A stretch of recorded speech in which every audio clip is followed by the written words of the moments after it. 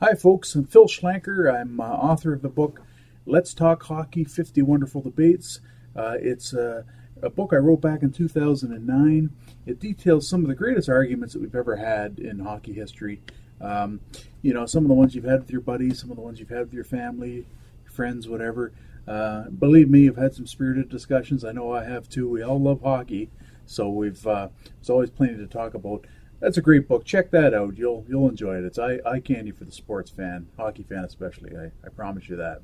And sometimes we get talking about what players would be great today that were back 30, 40, 50, 60 years ago. My position on it has been that every player that played back then that was a star would be a star today too. They'd be able to adjust. They'd be able to have the same benefits that any other player does today, whether that's training, whether that's some special diet, whether that's better equipment, as has always evolved.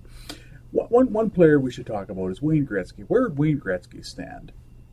Would Wayne Gretzky be as good today as he was back in the 1980s and back in the 1990s?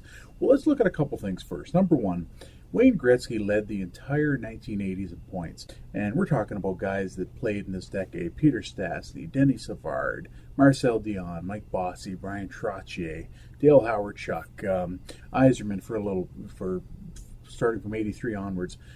We're talking about Gretzky dominating against these players, surefire Hall of Famers that had no problem getting to the Hall of Fame at all. So to me, right there, you look at that and you say, yes, Gretzky dominated the 1980s. That was no fluke at all.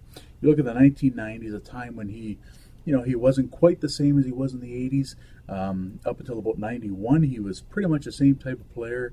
Gary Suter gave him that big cross check in 91. That kind of hampered him after that. He didn't quite have the same mobility afterwards. Still was a great player. Still had another scoring title in him after that.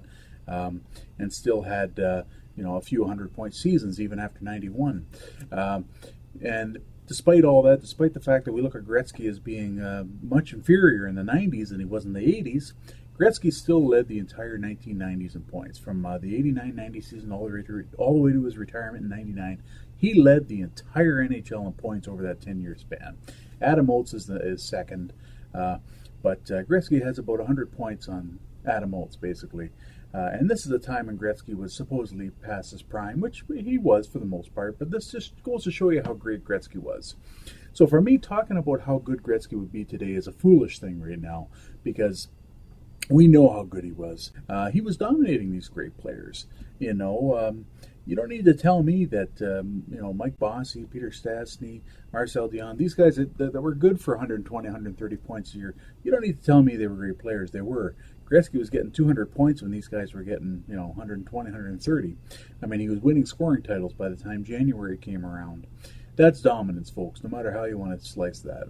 And you can take any player from that era and put them in today's game, and they'd have the same advantages, and they'd still be great. But Gretzky would be just as good today as he was then. Now, would he hit 200 points like he did 4 times? Almost 5, actually. I don't know, to be quite honest with you. And you look at the scoring leaders now, it's tough to even crack 100 points. And that's the thing. Scoring is lower now than it has been before. One thing you can never do is you can never underestimate Gretzky. The things the NHL does always are finding ways to try to improve offense. Gretzky would be the best beneficiary of those rules. He thought the game differently than anybody else, though, too. He had vision like no one else. That was Wayne Gretzky in a nutshell, folks. This is what he did. He had that peripheral vision. He made passes that he should have never been making. He'd be a better player than Crosby. He'd be a better player than Ovechkin. I wouldn't put it past him, even in today's game, to be getting 170, 180 points in his prime. You'd have to take into account that the scoring is a little lower than it was in his day. If that's the case, that's fine. But you know what? With the game, with the obstruction being cracked down more today than even in the 80s, you'd have to think, Gretzky would still be good for well over 2 points a game. I have no doubt in my mind that he would be dominating today's game as he did back in his day. And you really don't need to prove that, folks. There really is no reason to be proving that Gretzky can do this. The burden of proof isn't on us. We saw him play. And there's plenty of YouTube video if you want to watch to see how he did just to see this is what Wayne Gretzky would do against the competition. So that's my take on it. The thing with Gretzky is one thing that separated him from so many other players. Gretzky never took his foot off the pedal. He never did. He never changed his game. Walter, his father, would always say that somebody's watching you for the first time and for the last time. You got to give it your all every game. Gretzky did. He did do that every single game. You never saw Gretzky take a night off. He's the greatest player that ever was, folks. We should be thrilled that we got a chance to see him. A guy like him comes around every 100 years, and to be quite honest with you, with all due respect to Connor McDavid, who I think is going to be an incredible talent in the NHL, he's not going to reach the level that Gretzky had. Gretzky had 10 scoring titles. He had 9 Hart trophies for MVP of the league. Those just aren't going to be touched again. They haven't been touched in any other major sport in North America. The only other player that got close to him in the NHL with that, Gordie Howe had 6 Hart trophies as well, which pretty good, don't get me wrong, but Wayne Gretzky just dominated at a level that we've never seen before and we've never seen since.